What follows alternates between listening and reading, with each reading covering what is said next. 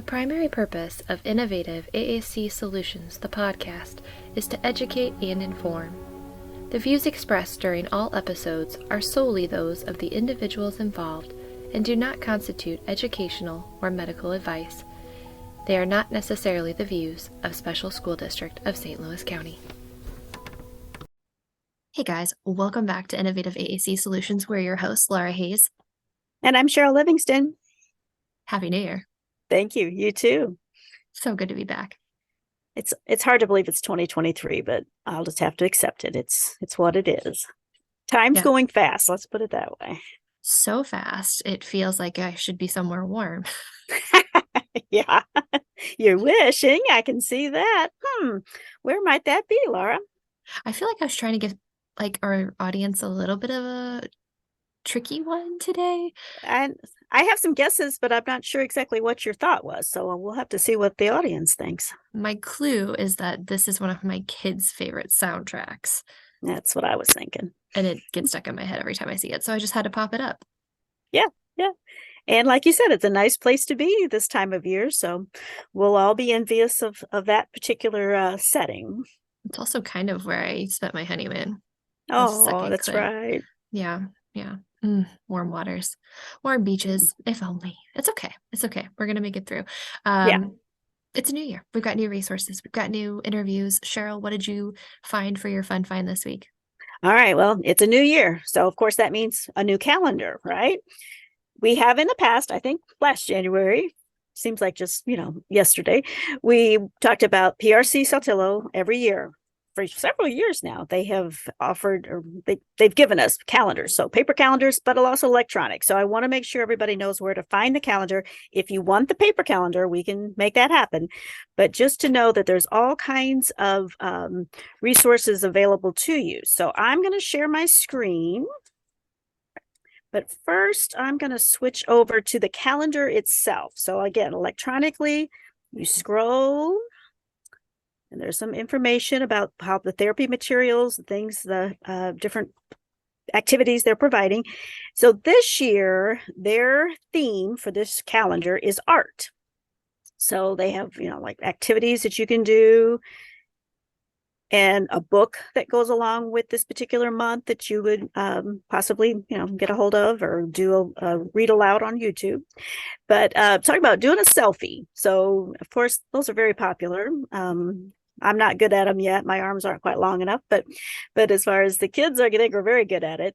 So anyway, so January, here's your month, keep going all the way through the year. Well, in addition to the calendar, they also on their website have handouts, little sheets to, have activities that you could share. And this one is show your selfie. So they're encouraging all of us, especially our kids, to use some kind of medium, paint, draw, whatever they want to do to make a selfie. But then here's some vocabulary that you could be emphasizing while you're doing it. Talk about colors. There's two kinds of colors, warm and cool. And then maybe even do a family portrait. So this is something that goes along with this particular month. And they want you to write about it, encourage our kids to write, which we should be doing on a regular basis. So then it's kind of, again, what do we want to write about it here? I feel, and then maybe one of these symbols, one of these vocabulary words would be pertinent, but of course there's more that we could add to that.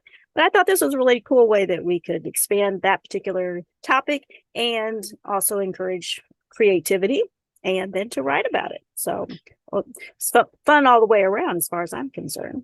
Well, it reminds me of Learn, Play, Thrive had just posted recently about how to integrate interests versus model that would be considered maybe more compliance based, where you're like, okay, first you do the work and then you get the reward. Well, this is so integrative, right? If they're, and you can extrapolate this if it's not a selfie that they're motivated by, maybe they take a picture of SpongeBob, or maybe they take a picture of Thomas the Train, and then they do that. And then they answer these same questions about whatever art that is. I love this so much, Cheryl. And it's very systematic still. So the therapists are like, oh, this is exactly how we're doing it. And everybody can predict what's coming next. And we're talking the whole time. It's not, sometimes I think art, we think of, well, just, sit there and do your thing. But if it's a an activity with a communication partner or other kids, of course, we should all be doing it together, ideally.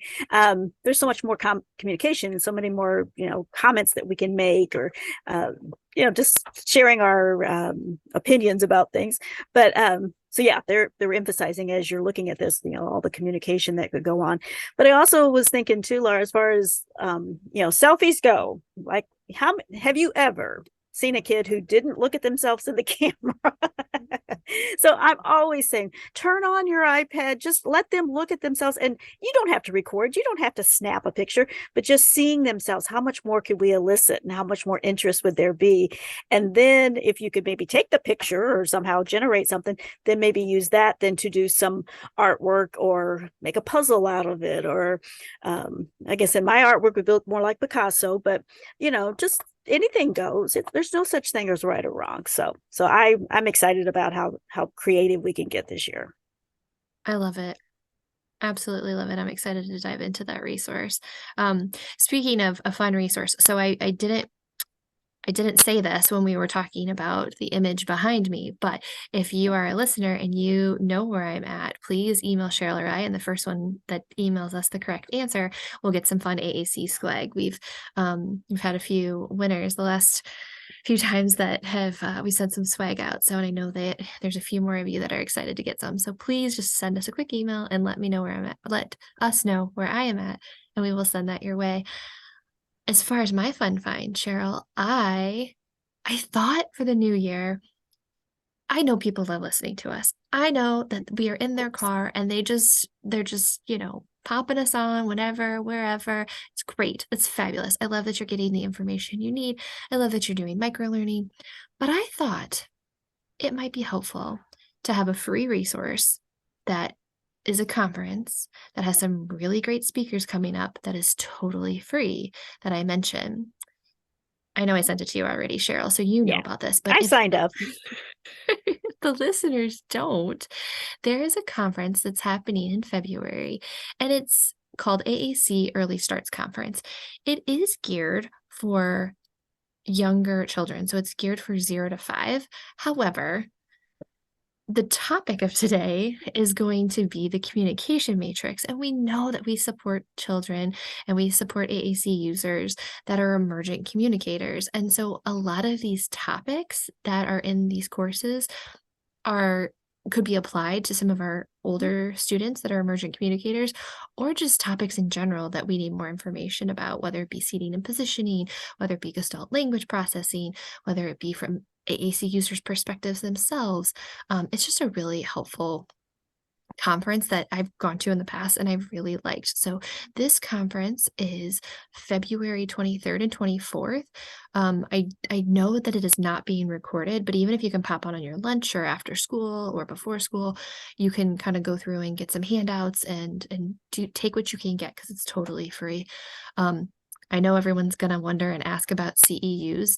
To keep the cost free, they do not offer CEUs, but they offer CMHs, just like our podcast. It can be accumulated and tracked and documented, and then that can be submitted alongside your ASHA approved courses when the time comes.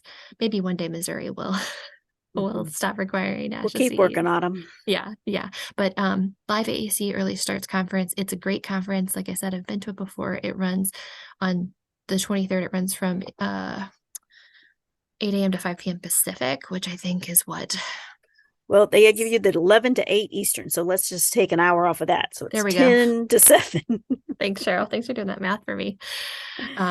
So like I said, if you even wanted to catch the last few sessions when you get home from work, while you're kind of sitting at home decompressing, it's a great conference. So definitely check that out. And like you said, everybody's schedules are different. So any little bit of time you have, it'd be good for you to have that opportunity. Yeah. So while we're on the topic of speaking about children that are younger or that are emergent communicators, you, Cheryl, got to sit down with the one and only Karen Natoci. Yeah. So Karen has been a part of the communication matrix development, I guess we want to say. So I was excited to hear her story. She's she's been, in the field for a while, which I always enjoy talking to people who are my age. And so we got a little bit of history of how things have come along for her, and then how the communication matrix has developed. So I would wanted to just get more of her feel for, what she's experienced and what she sees in the future. But I love her passion. She has a passion for these kiddos that we are supporting. And like Laura was saying, it's like, chronologically, we've got the full gamut, but developmentally, they're learning language through the process of using it. So it's it can be, Emergent can be at all ages, is what I'm trying to say. So yeah, it was good. I enjoyed our time together. Well, let's let everyone enjoy it with you. Without further ado, here's Cheryl's interview with Karen Natoci.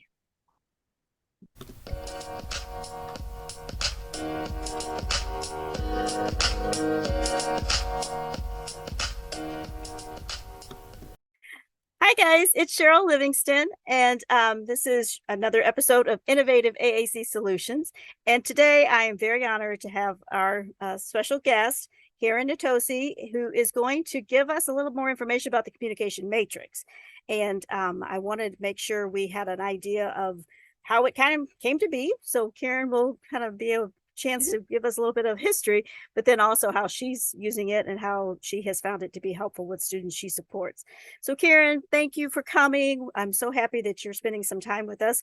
Karen's on the West Coast, so she is enjoying here, and it's, not bad weather here in St. Louis right now, Karen. We had colder weather last week, so I'm not complaining this week, but I'm a little jealous of your weather, I'm sure.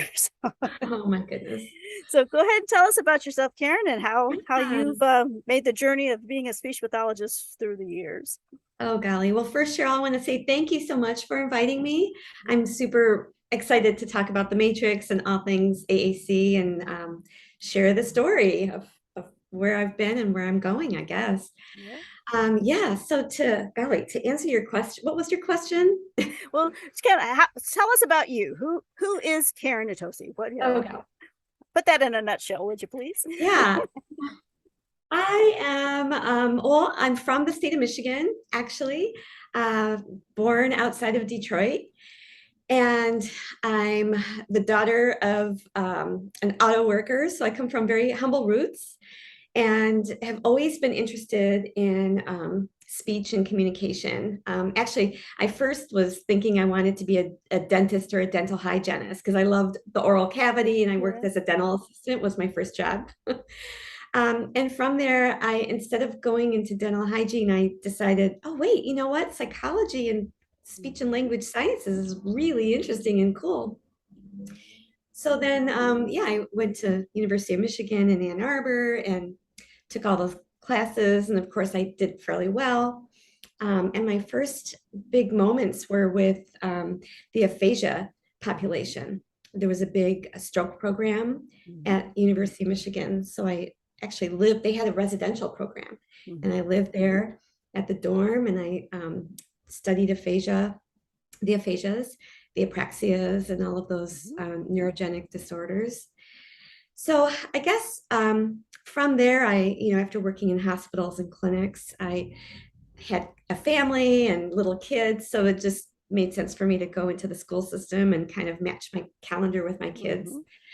And I always gravitated toward the children with the most significant of needs, similar to when I worked in stroke and traumatic brain injury. I just was very interested in supporting those who were the most challenging cases of all.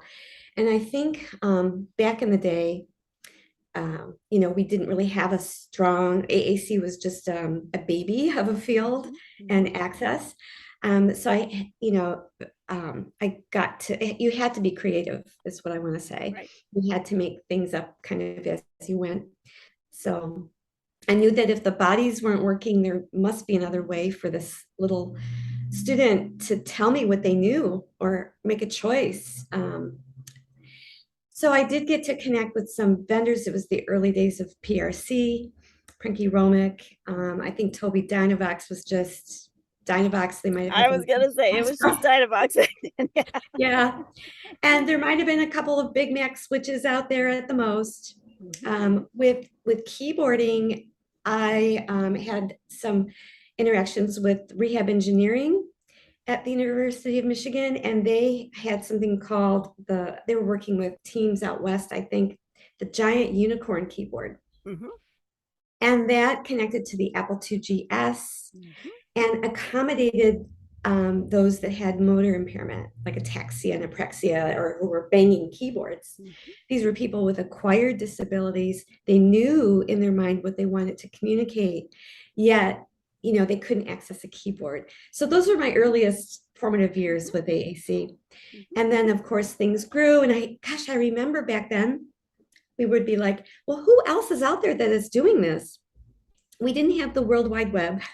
True. Or even the AAC Special Interest Group back then. Sure. That would have been the late 80s, I think, and very early 90s. Mm-hmm. Or maybe they just got that going and we would get this printout of the 50 people around the country that were interested in AAC. So we were just still learning to network and figure it out. And I still couldn't leave to go to Closing the Gap quite yet. So I had a lot to learn. But anyway, I ended up working at Wing Lake Developmental Center, which is part of the Bloomfield Hills School District outside of Detroit. And those students, Michigan, by the way, is the only district that sees the most challenging of students until they're 26 years of age. Oh, okay. Yeah. And most states cap at 21, 22. Mm-hmm. Right.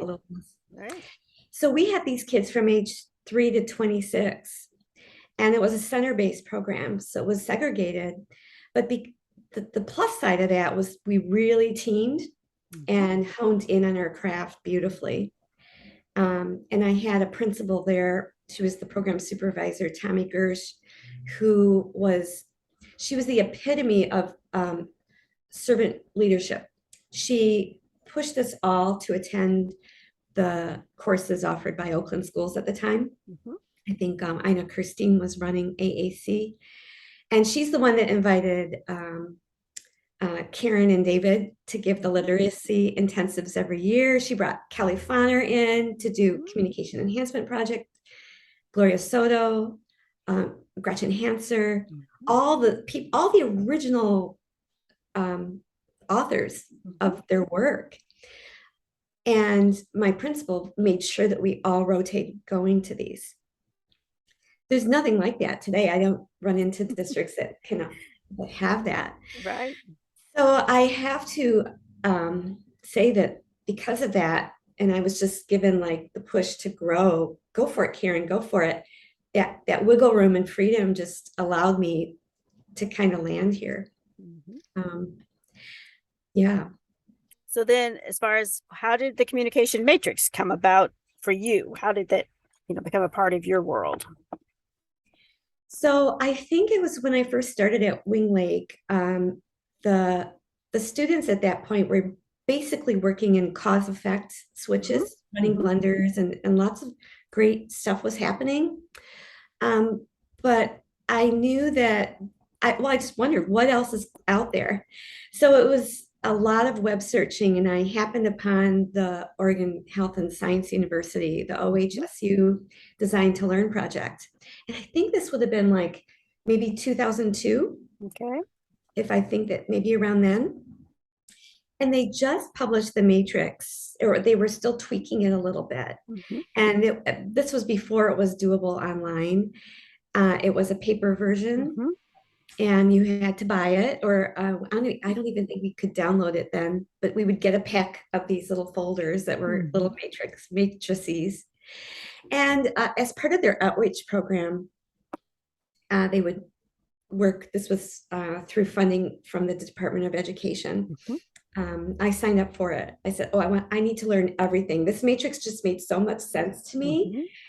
Mm-hmm. And so I was accepted into their training program. And it was really to become a trainer and help spread the news of this system. So because of that, what ended up happening was I had to follow some fairly rigorous, recording myself with a student. I had to administer the matrix. Charity Rowland, the author of the matrix herself, would check my work. And then she had a person, I think Philip Schweigert was part of the program back then.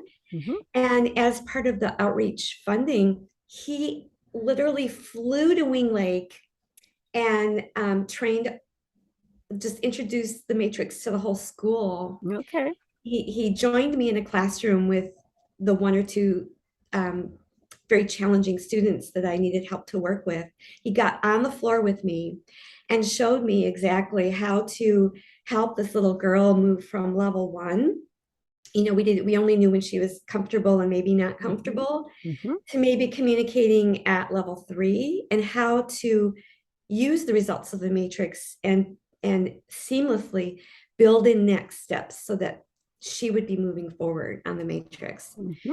And then, the back and forth was happening with videotaping and so forth. And that allowed me to become, quote unquote, an official trainer at the time. But it impacted everything. The teachers and OT, PT, we were all just so excited. And it was really a game changer, because before this, it was more like, well, this student can't do this. This student can't do that. And this was actually a little bit pre-PECS. Okay. Really early. It's about just keeping them comfortable and happy.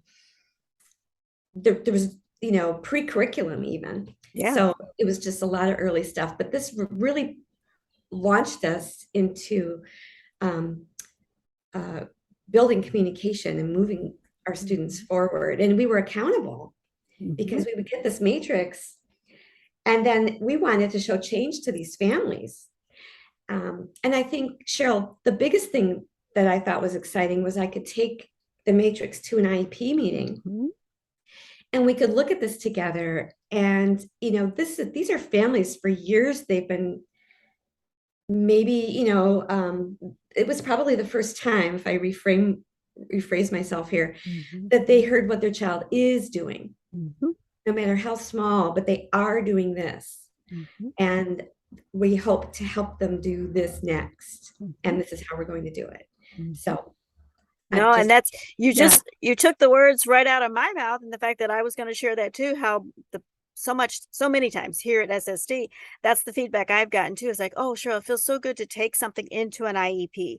Not only is it visual, because we do a lot of talking, obviously, and the poor parents, and we bombard them, from the time they step in the room till the time they leave.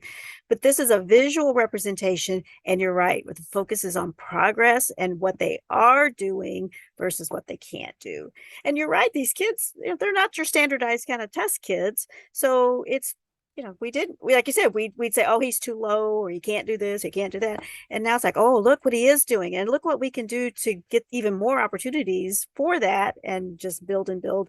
And then here's the next step, and here's the next step. So now that's exactly the same thing we hear here is that it's so helpful. And so, if anything, parent wise, it's been a wonderful tool.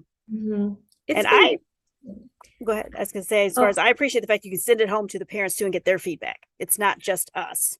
I love that. I love that so much. It's funny, our minds were thinking the same exact thing, because even families, they can go in or I can interview them and work through it together. And, it doesn't solve everything, but if there's an instance where the family sees a lot less at home than we see at school, maybe the goal is to bridge that gap. Or if they're seeing a lot more than what we see in school, that's okay too.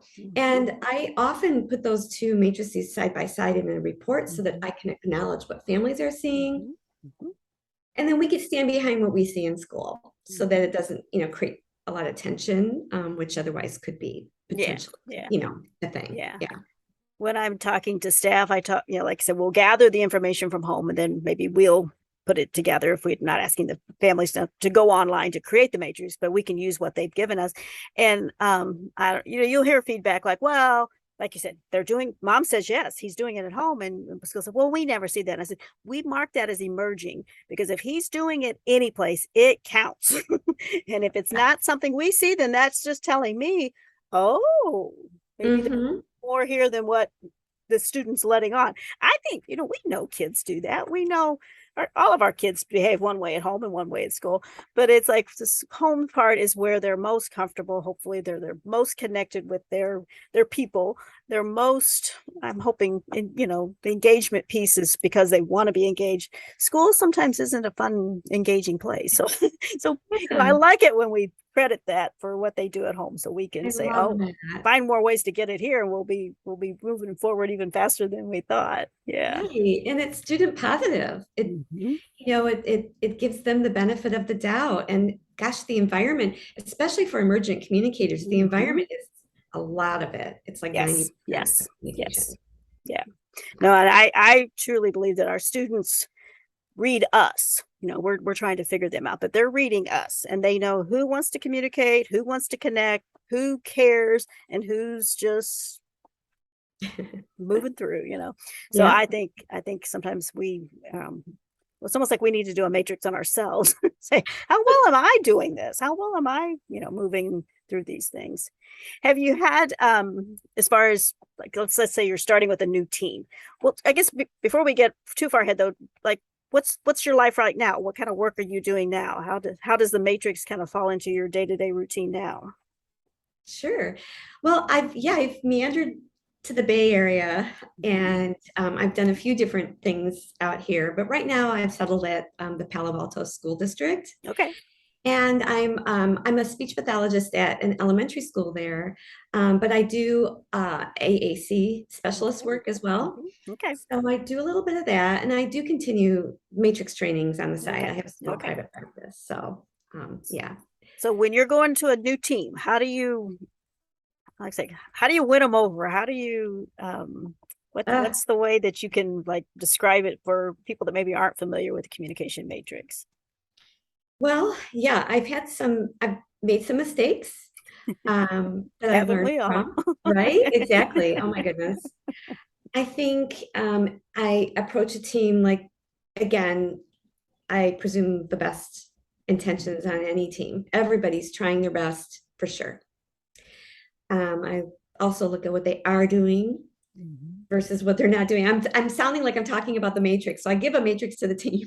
Yeah, yeah, definitely. But in a way, I do, like, and I think one of the first things I notice about teams is level of prompts and how much, facilitation or support they may be giving without even realizing it. And we all do that. I'm completely guilty also. We want maybe a quick response from the child. We want success so that we can move on to the next child, and so forth. So I might look at some of those dynamics.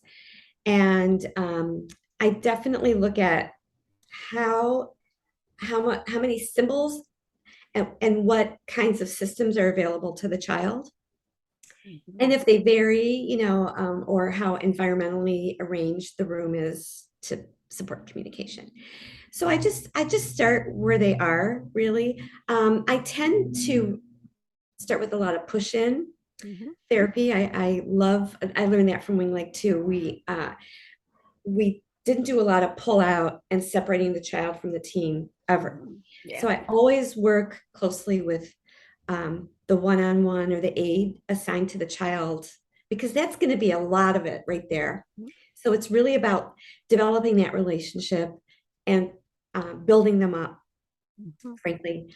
And sometimes when I'm doing a whole class lesson, it doesn't even matter the activity, but I'm literally coaching the aides in the moment, So sometimes it's like, let's get our devices out. This is a speech and communication session. So that's like number one. Are they charged? Does the child have the way to communicate? The second thing might be if I'm asking, and I learned this from the matrix too, I think of, okay, I'm going to ask you a yes/no question. How can your child say yes, no without you saying, say yes or no? So it's just calling out a lot of these common ways that we communicate with our students that may not lead to autonomous communication. But it takes a long time. And I always, what's the word? I am not there to make anybody feel bad or anything. It's, use all these exchanges with kids as a teaching moment if I can. Well, it sounds like it's a part of that activity. The verbiage you're using, the examples you're using, the points you're making just become a part of it rather than something like from stepping out and coming back into it. So I love that. I love that it's just, like I said, natural. It's woven into it. Good. Yeah. And then the symbols, the symbols you're showing, I'll project a big core board onto the whiteboard. So I might have my computer connected, and that's the first thing I'll do. I open up my my full class groups with Bach, a little music. Oh, okay. I play a little Bach, and all the kids get a little frog, and we beat to the beat of this Bach music, so that I create a strong start routine. Well, that's wonderful. So routine but it's physically active too. You're actually having the students participate. Yeah. Okay. Yeah. That she's the frog lady. And I tell teachers, this is what I'm looking for. Does the child bring the stick to the instrument? And then you can sense who's keeping beat, who's not. Some kids are mouthing the instrument. That's okay. It's like, how are they interacting with these props? There's a lot, like, no matter what is happening in a classroom, all students are where they're at. And sometimes I can say, and the child doesn't have to do it correctly. I just want that participation. Right. Yeah. And like I said, as far as active participation and passive, so I just been in a lot of rooms where, the student is very passive. They're being talked to, they're being taught at, I don't know, but as far as their part of it. So I love the fact that you're giving them the opportunity, the part of the day, and it's a routine. It's something then I would assume you see more engagement over time, right? Because they kind of know what's going on. It's this is what she does. Yeah. Good. And sometimes it's not, when you think of the typical school year, a lot of, first year SLPs, first year teachers, I say, look, clarity comes in around the end of February. It just takes a long time. Oh my gosh. And you get a sense, you might get a couple kids like set. You have them figured out because their IEPs or triennials came earlier in the year, and you just kind of make your way. Year 2 will be so much easier. Yes. But the way I kind of started with this is I came in and, one thing in AAC, there's a lot of criticism and doing it right or whatever, but I think we have to just give each other a lot of grace here. We're all trying our best, and sometimes getting it 1,000% isn't going to happen until, as a clinician, as a teacher, as a speech pathologist, you've kind of tried something over time. And you add one more element in. So when I started, I did a lot with what we call sensory stories in Michigan. So the teacher and I would come up with a thematic unit. So right now, it's holiday time for these next 3.5 weeks until we all go on break. And I would just come up with a 10-page book on PowerPoint, and have a repeated line. It can be programmed on a Big Mac. And then, like in December, whatever the line might be, in December, I see holiday lights. And then there's a beautiful picture of it on the PowerPoint. And then I have the actual lights with me that we can demonstrate and interact with. So the super emergent kids, I'm looking, are they attending visually? Can we get some cause and effect going with the button? And of course, we have an array of students available. So we've got some level 7 plus kids off the matrix. What do you want to say about these lights? Right. What commenting? That's on the matrix too. Level 6 or 7 comments. You have a question about these lights. What could you ask your friend? Yeah. You can start to stimulate new expressive areas that that they're falling short with on the matrix, no matter where they are. So level 2 might be, they're leaning in, they like it. oh, this is too much. This child does not like it, you know. So anyway, each page of the story would have a relevant activity or interactive. So it might be a real pine cones wreath. I'm trying to hit all 5 senses, tactile, and have this interaction take place.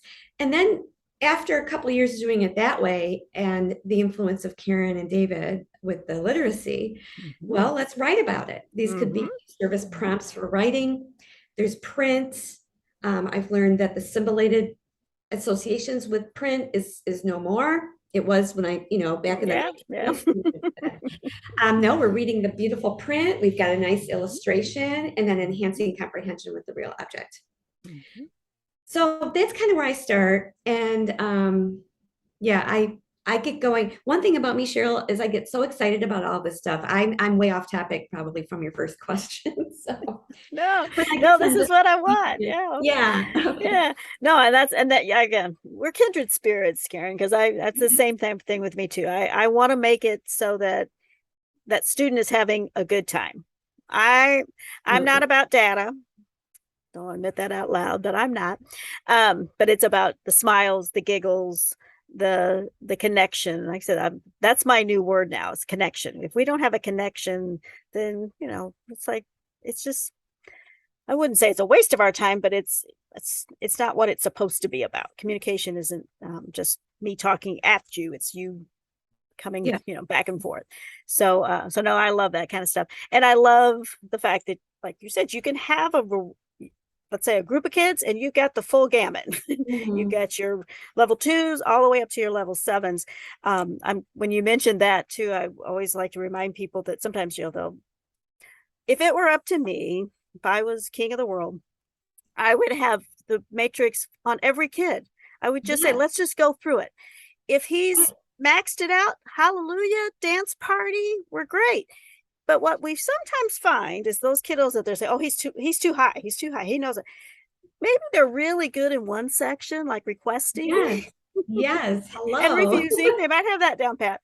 But when we get to the other side of what we're visualizing here, as far as the matrix, the grid, then we're not getting those questions. We're not getting comments. We're not getting those social nicety things, but it's like, well, let's work on that. When do we address that? When do we offer that opportunity? And that, again, for the adult's sake, it gives us a chance to plan ahead and make sure we're doing a little bit more.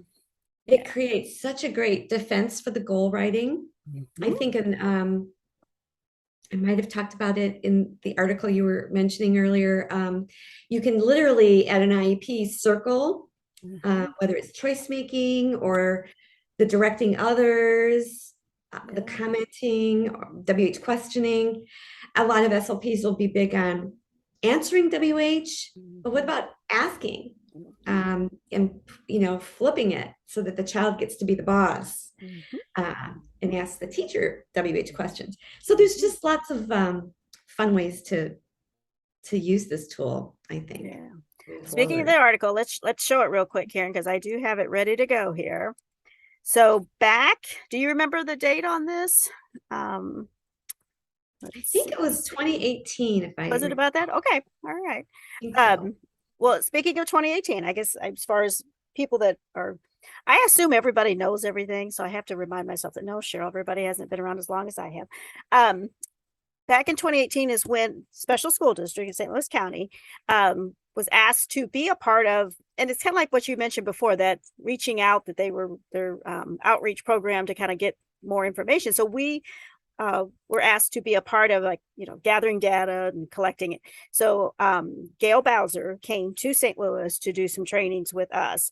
And we were also looking at that time for ways to, like I said, gather information, but not be a major standardized test that was going to take a lot of time. And when the Matrix was online, we just kind of like, oh, what's this? So I'm embarrassed to say it had been around a while before we kind of hooked onto it.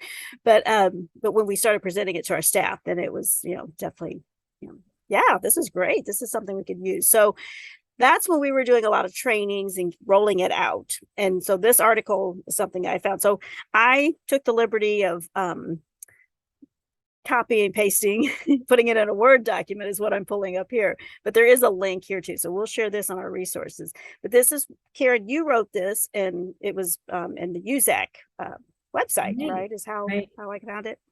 So yeah, let me scroll down here. So Karen does a really nice job of talking about, again, communication is about three things. It's two people usually and something that we're communicating about. So the triangle is something we always need to be keeping in mind, because I sometimes worry that we get kind of one-sided, or we don't pull it all together. So that's a visual. But let me scroll down a little bit more. And she was talking about circling, and I definitely, in as far as kind of what kinds of words are we looking for at these different stages. But like this, it's kind of, I love this when you had the idea or trying to help us understand more about symbols. Let's start presenting these symbols as we're talking. I think sometimes we put the onus on the kid. It's like, okay, he needs to show me. And it's like, no, I think I need to show him so he can understand and make that connection of what does that symbol represent in a variety of ways, but also variety of times, not just one and done, but all, I love that. Oh my God. That's probably the one thing. Well, that's what Philip Schweigert demonstrated to me with that little girl I mentioned earlier that was in the wheelchair. We just took a simple routine, and we weren't sure what her vision was. And we didn't really have symbols then that we were using with her so much. Well, we did, but we made, she moved from her wheelchair to a blanket area on the floor, a place where she was very comfortable. She had her pillows with her and so forth during her downtime. And Philip said, let's make that triangle of communication. So we had this little girl, and then me, the therapist or the teacher, and then we needed to communicate to her where she was going next. And that was probably on the matrix, indicating to her something new, a new activity. Right. So we literally cut a corner of the blanket and made it into a tangible symbol for her. And we did not expect her to tell us anything or to point to it. All we did was we brought it into the communication routine. And we had her touch. We said, we're blanket, time to go on the blanket. And we would kind of just casually have her touch it. She would hold it while we were transferring her to the rug that had the same sensation as the symbol. And it took us placing value on that symbol and using it day after day, week after week, whatever. And then we added bathroom or changing time. Because the idea was, how do we ever expect that little one to tell us what she wants or needs without having been exposed to that symbol maybe 10,000 times first? With the only expectation that it's consistently shared by the knowledgeable adult. We're verbally giving her something, but she's not going to be able to verbally give us back anytime. Right away. We don't know what the future holds, but you needed to present it in a way that made sense to her, and she could then use it. Well, as far as talking about being social, but then also, I love this part too, where we talk about we can work our way if we've got a few not so much, but a few master. We go across the level, or we can start staying in one column, but we can go a little bit, up and down with that, opportunities for that too. Tell me more about, let me go down just a little bit further, and then we'll, I liked, spell that one, definitely. But I love this one where you were helping, and this is, again, Karen's I'm assuming you're presenting this, like you said, at an IEP or at a meeting, but you're differentiating kind of like what they do with their bodies versus what they do, maybe with, symbols and things. And then at this time, you've got here, there's a Toby device, communicator software, that this is what they were able to do with their software. So I love the differentiation between all of these things are important, but we're moving between how they're doing it and acknowledging and appreciating, accepting the fact that communication is a variety of ways. We are definitely multimodal, and you separated it out. I like the way you visually made that obvious, because sometimes when we print them, you get, the different 3 colors, mastered, emerging, or not yet, or not addressed. But this is even more definitive. This is the benefit of the paper version, I think. Yes. Yeah. Yeah. And this also helped me build a case for funding. That's right. Yeah, you mentioned that in the article. Yeah. So just again, if anything, sometimes we learn something and then we get used to doing it one way. So my point today was like, I'm going to start, giving more ideas, more strategies, because it's the sky's the limit. And I love the fact that it's packaged for us. So if any of our listeners haven't already been to the Matrix, it's, online. You can do it free for a few times. And then if you're going to use it a lot, they ask for that there is a funding piece to it. But SSD wise, we've got you covered. We just, let your outcome facilitator know, and we can, make sure that's taken care of. So, that's an SSD thing. I can't promise that for people that are not a part of this particular school district. But even brand new, you can do it for a few times and there won't be any cost involved. But I loved the summary that you wrote here. Just again, the second paragraph, helping learners to use AAC systems effectively doesn't come out of thin air. And because tools may become available, even accessible to the learner, it happens through thoughtful partners using partner augmentative input and knowing how to model strategies during interactions. This is especially important at the earliest levels on the matrix because these receptive supports build the foundation for eventual expressive use of a personal AAC system, which could be all kinds of things. It's not just an app on an iPad. And add patience and consistency, and you have the recipe for success. So I would like to have that on a big wooden board, Karen. It's kind of like, the wording, all the wall art now is like quotes and stuff. I want to put that because I do think sometimes I don't know how to put it into words, but we put the onus on the kids. We have the expectation that they're going to already know this and they should show it. And it's like, no. We teach it first and we bring them along because of the fact that it's meaningful and it's something that they're doing. But it's the consistency on our part that I think sometimes is the challenge. We change teams, we change, so it's hard. Yeah, sometimes depending on the team, of course, but some of the one constant can be the symbol between all the partners involved. And I also think, how much modeling happens when we learn anything. It's not just AAC, but to be a good piano player or trumpet player, you're listening, you're watching people that have the craft well developed. Even driver's ed, you're surrounded on the highway by veteran drivers. You've been watching people drive for potentially, 10 years or so before you went to your driver's ed course. And that's that's a good analogy.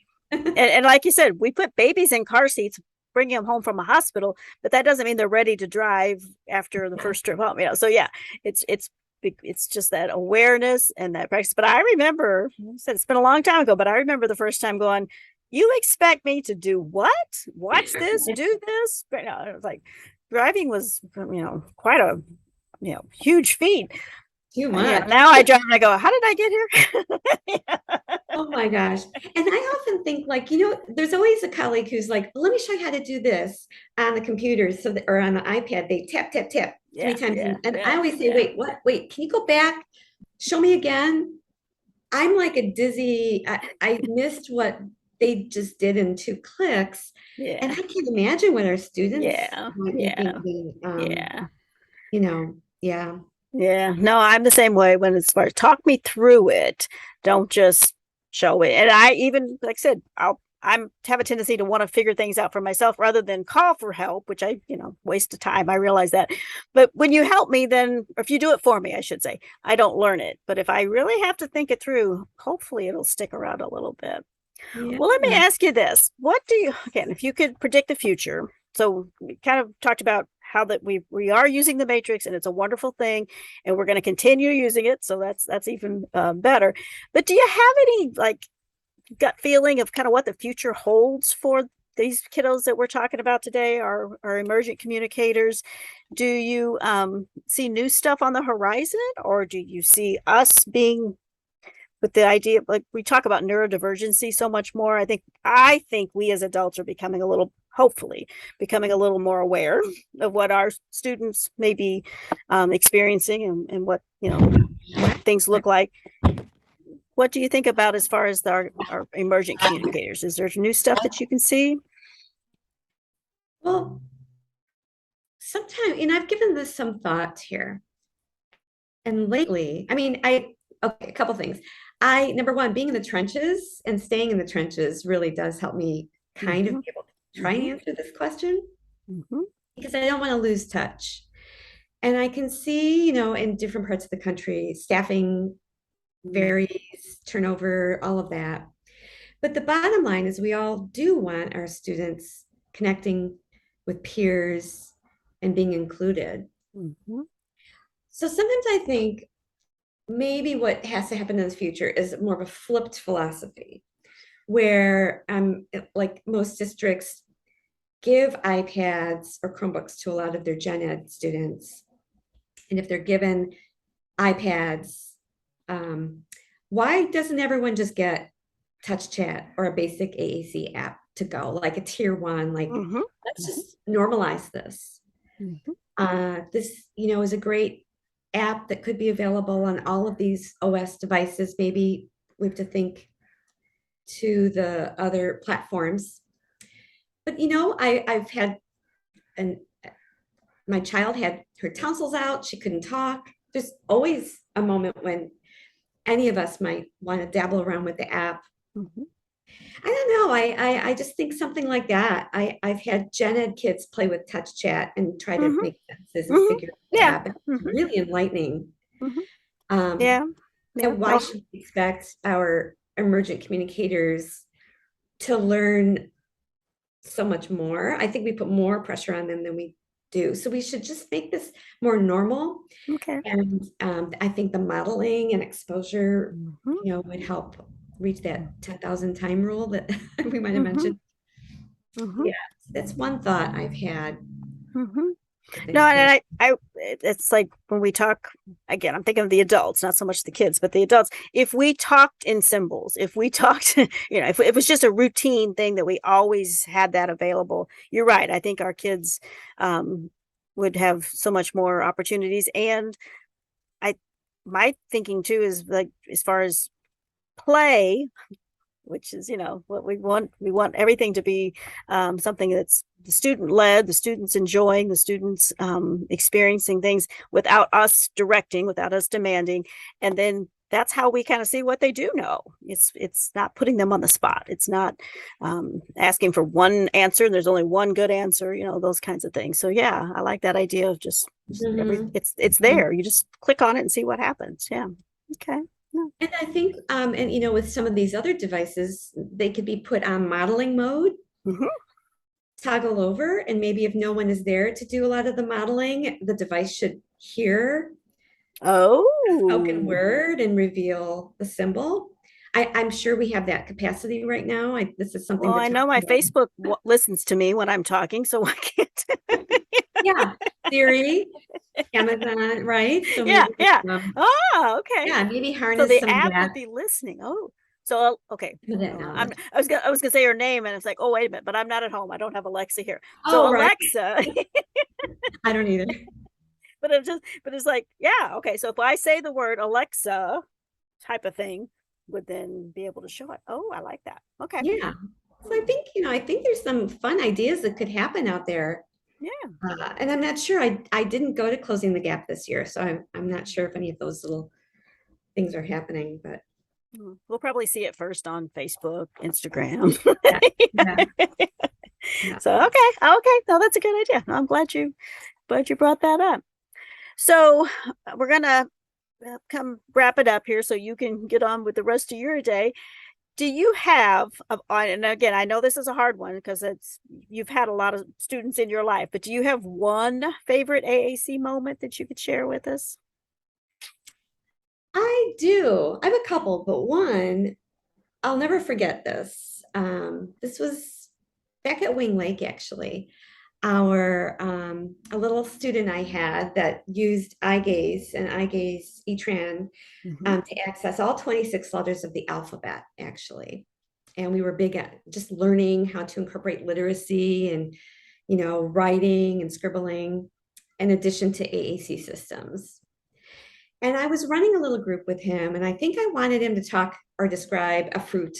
I had a question in mind. And his response, I might have wanted him to try to spell it. It was me quizzing a student, just very traditional. And what he did, what he spelled to me was like T, E, T, E, T, R. And I looked at that, and that wasn't banana. And I'm thinking, are you talking about your teacher? Because you can kind of guess. And then he smiles real big. He was, very orthopedically involved. And it turned out that his teacher she just was absent suddenly. She was expecting a baby. And she abruptly went on maternity leave as of that day. And he had a sense of it. So I said, oh, you're talking about your teacher. Yes, you're right. She's absent. So I went ahead and we explained what was up.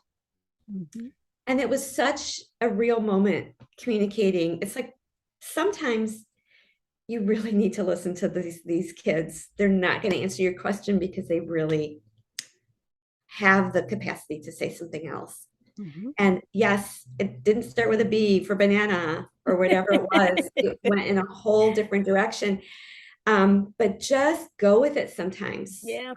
Bounce along. It's sloppy, it's messy, but it can be so real exciting. And I just learned a lot that day. Yeah. No, I love that example of, like you said, you just listened. And at the time you might have been writing down letters, so you made sure you remember. Yeah. That's my problem when anything's pointed to, then I'm like, well, what was the letter before that?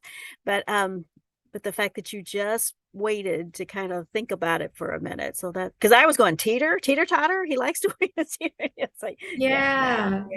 No, the T and the E and the R and that's wonderful. And we'll, again, back to my ultimate for my students is that they have autonomous communication. They're speaking for themselves.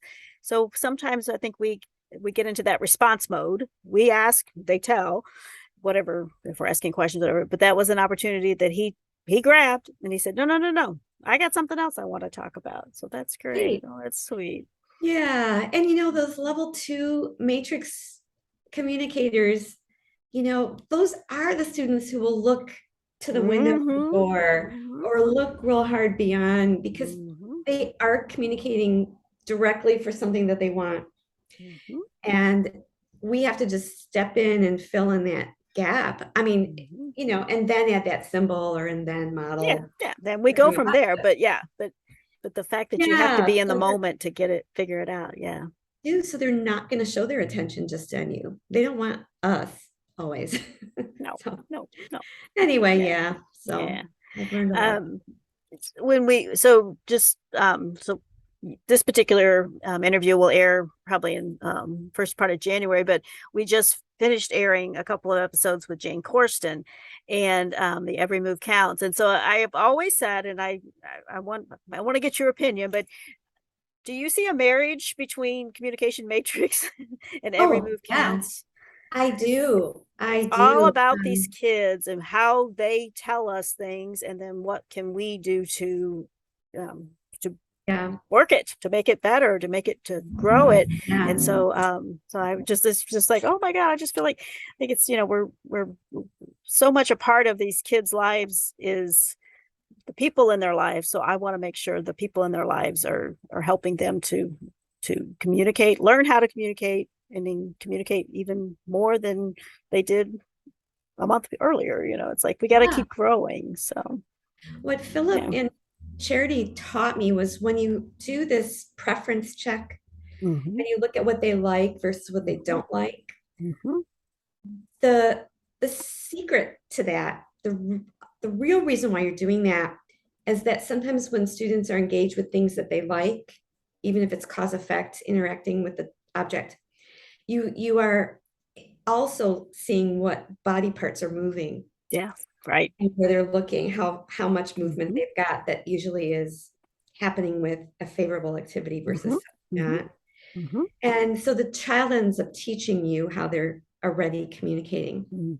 And then you also learn, oh, they're moving this hand. This could be a way for them to eventually act. As an AAC specialist, you're thinking a few school years ahead. Right. And like them to eventually be. So yeah, the every move counts. Like, and I've seen kids like go with a new SLP, and they may not see what I saw because I became a familiar communication partner.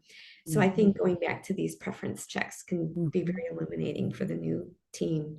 Yeah. And sometimes you all say, oh, I'll hear, from the team, oh, well, he only likes 3 things, it's like, no, keep probing, keep giving him new things, keep showing. And because I think the kids can only indicate what they like, what they don't like, when they've had a chance to experience something. They're not just seeing it one time. Is it going to be enough? So I like the fact, like you said, it's, what we've done in the past. Now let's add a little bit more to that.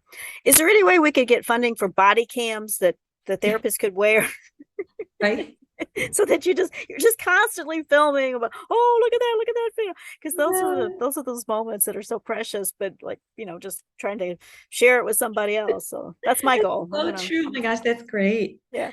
So we can have it ready. Oh, sorry. I didn't mean to over speak at the same time. Yeah.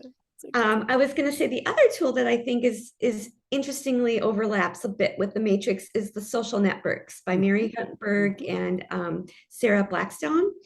And with that experience at the Bridge School, I kind of learned that, kids will stick with their body-based communication with their most familiar partners that really know how to read them very well.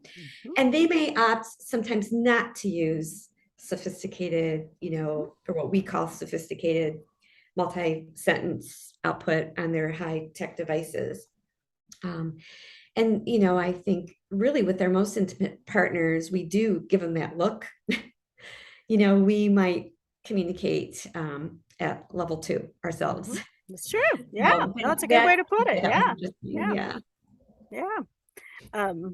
And I always ask people to think, if we're talking about our students that have challenges with putting all this together, so it's just their bodies aren't cooperating and it's hard and everything. But when we talk about typically developing infants, how much of that do we just take for granted? We automatically, oh, you're giving me that look, or, so we all do it. And when you were talking about just like a reference, like when you're with a teacher spelling, how many times, like with a typically developing toddler, they'll say something and then you go, oh, you're talking about, so it's context, we throw it in. Whereas I think sometimes I don't know, school wise, it just doesn't seem to flow as well as I wish it did. So I'm going to make school more like home and home more like school, and then we'll be okay. So, flip it. Yeah. Oh, thank you so much, Karen. How might our listeners, viewers, get in touch with you if they wanted to reach out? What's the best way to connect with you? Oh, well, my email, they're very welcome to send me an email at knatoci@gmail.com. Okay. Or I'm on Facebook, and I'm on Instagram. I think one of my handles is AAC Frog. Okay. All right. My little frogging routine.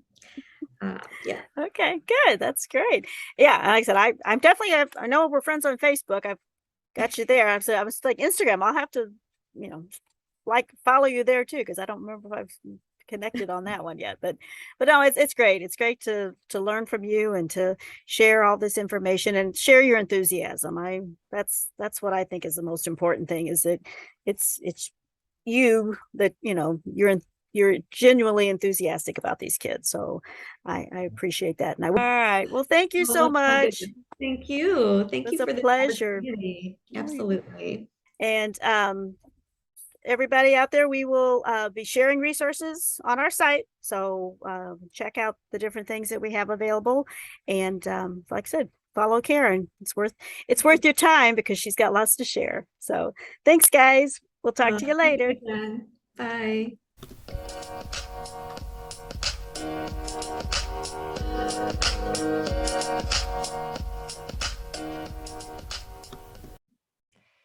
Laura's back for Innovative AAC Solutions, and this week we are going to be talking about visual scenes.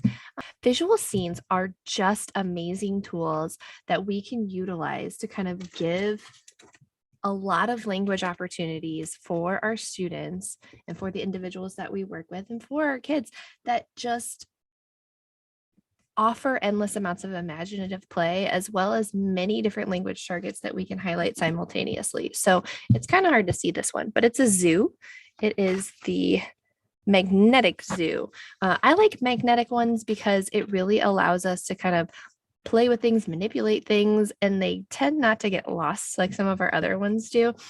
If you don't have one of these or these aren't available in the IRC, you can actually just use a cookie tray, the back of a cookie tray, laminate a sheet of paper for whatever scene you're working on. So let's say you're not working on zoo, but you're working on the community, you're working on community signs and safety, and you're working on that with some older students. Get a cookie tray, laminate your sheet, and then have manipulatables. Just get magnetic tape that you put on the back of your manipulatables for that cookie tray so that you can really have something more interactive. So for this one, it is just the zoo.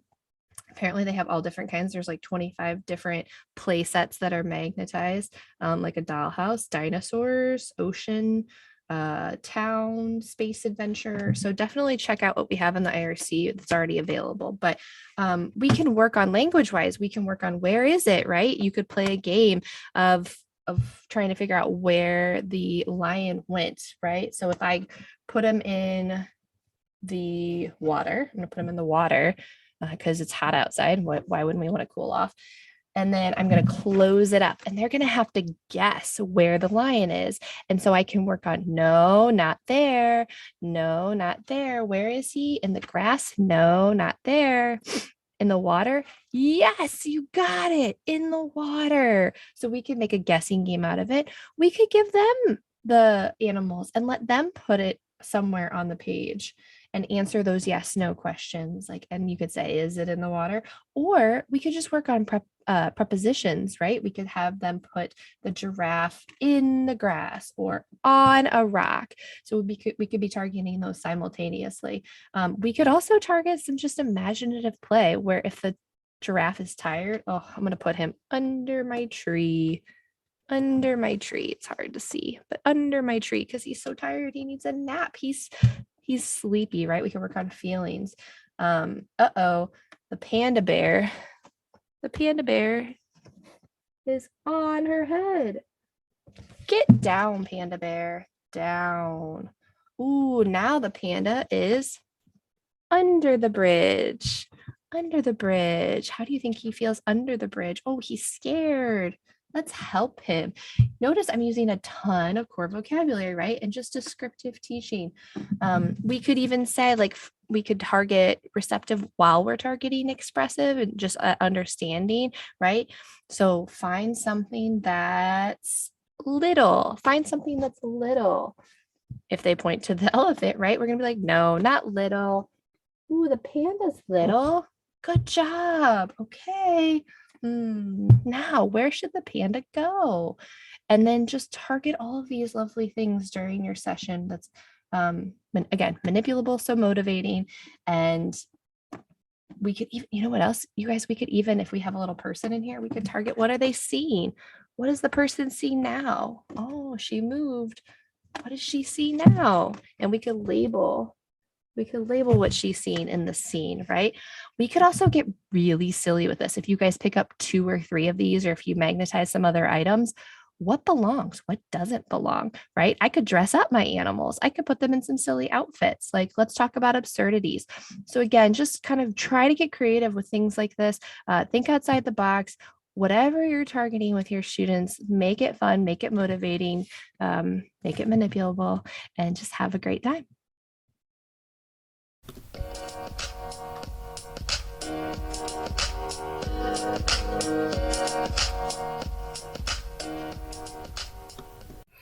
Hi guys, it's Cheryl Livingston.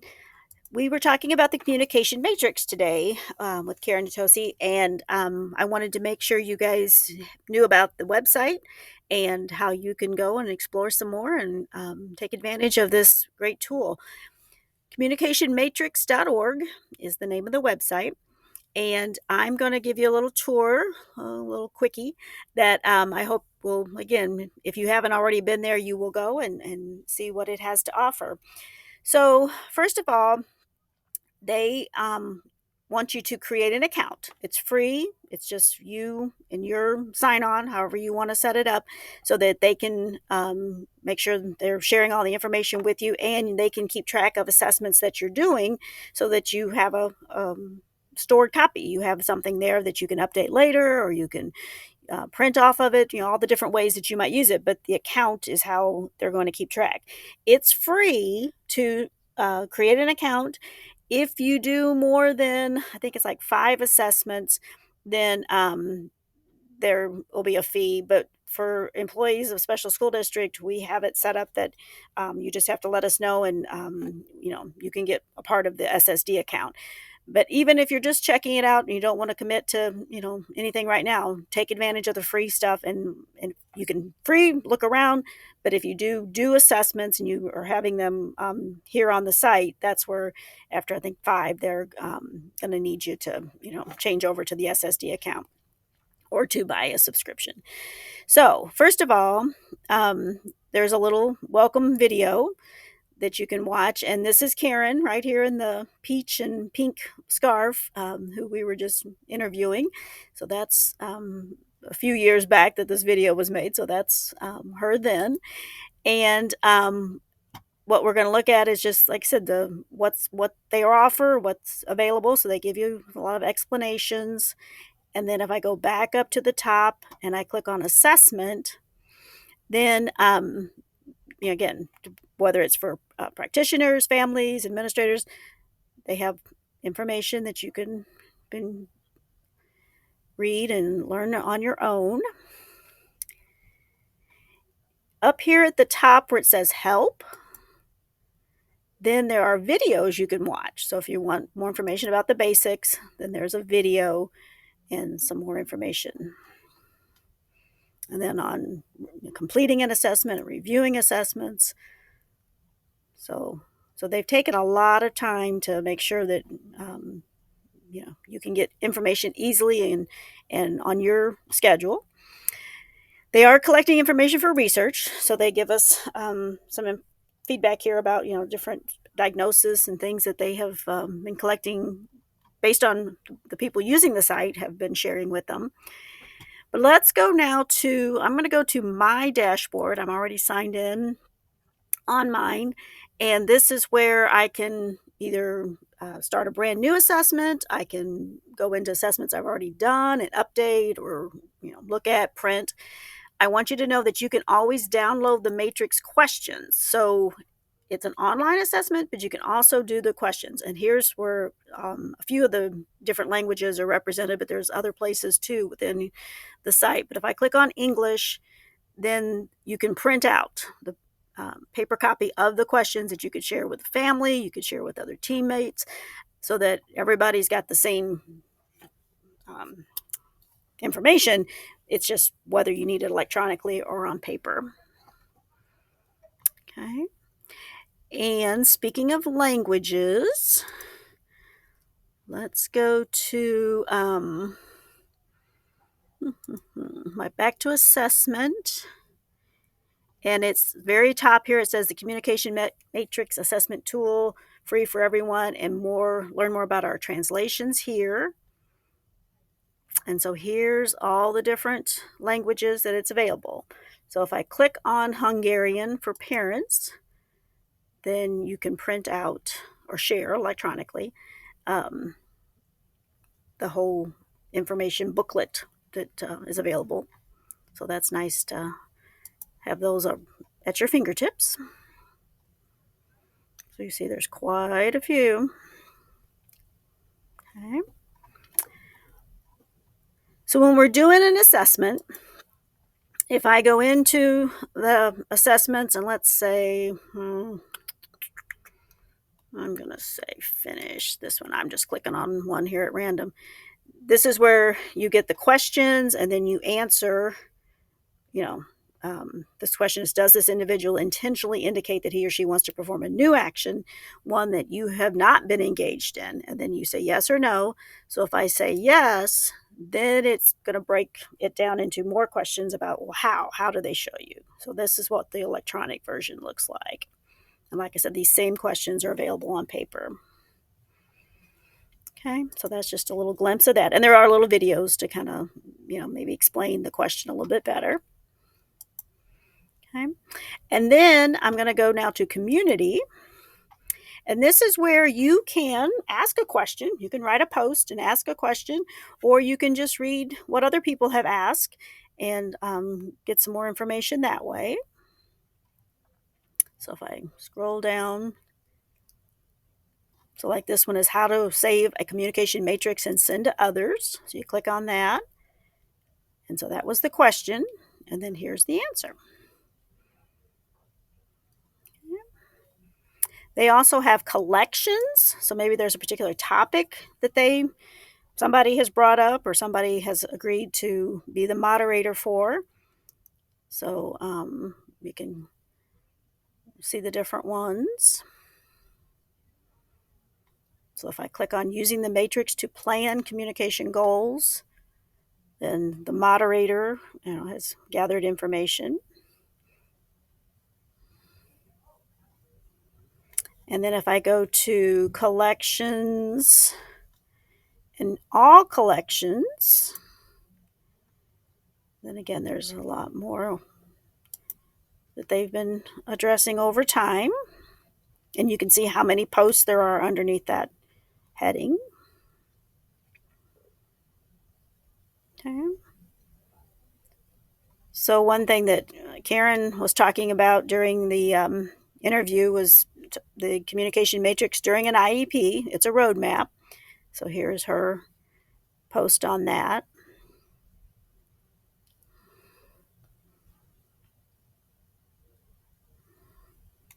Okay. So I definitely, see this as easy access to all kinds of information, whether it's an assessment that you're doing or whether it's just you gathering more information about a topic or about a heading. And I'm trying to get back up to the top here. And we were talking about assessments. It saves your assessments. So you can update them. I think it's 30 days you have to, add something, change something. But even after you're done, it will still save them. So I've got some in here that are quite a few years old. But again, it's comforting to know that I can go back and look and compare and then, like I said, doing a new assessment. If I'm still supporting that student, do a new assessment and, compare. So it's supposed to be a roadmap for a long period of time. It's not just a one-time snapshot, short view. It's long-term, and we want to document growth, and we want to document for the team that's supporting the student, what the next steps are. So let us know if you have any questions. There's more resources available through the AAC department, and we'd love to get you started.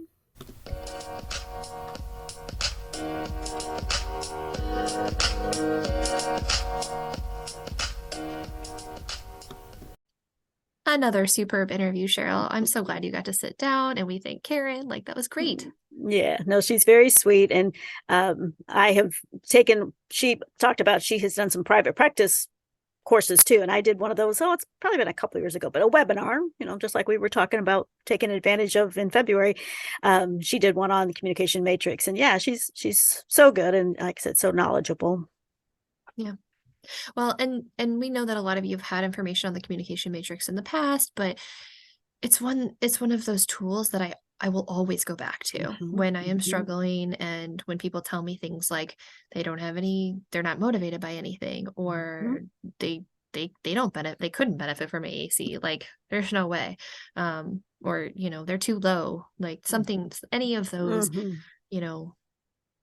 any of those concerns or barriers, this is my go-to tool. I go back to it if there's differences in what we might be seeing across home versus school versus clinic. Like, this is a great tool. It offers other languages, right? Like, we know that this is a super versatile tool for a population that doesn't have a ton of supportive tools to create goals and progress monitor and all of those things that we want to be doing as good communication partners. So definitely, we hope that you've learned some more about it. Please go to the website. Please check it out some more. And my resource that I did was a little video of the site. So go there so you can get a little overview of what's available. But yeah, it's going to be something that you will find very helpful for all of your kids. Even, we talk about Emergent, but even our kids that have been, we've got some language. There's still things that we could be working on. And I love how it's a roadmap. Karen and I use that term a couple of times, that helps us to know what's next. Because I think sometimes we get kind of lost in all the things that we could be working on, but that is something we can chart it out and we can document. So it's a wonderful progress monitoring tool that is very, very helpful. Yep. Well, we hope that the start of your year is wonderful. We hope that it is seamless. And a friend of mine, her word of this 2023 was gentle. And I was like, oh, that's such a good word. Gentle. We've had so many, rocky and rough years in the past 5 years. So I want to encourage everyone. Yeah, I want to just encourage everyone out there listening to have a gentle start to the year. Give yourself grace, give your students grace, give your team members grace. And we'll see you in a few weeks. For Innovative AAC Solutions, I'm Laura Hayes. I'm Cheryl Livingston. Catch you next time.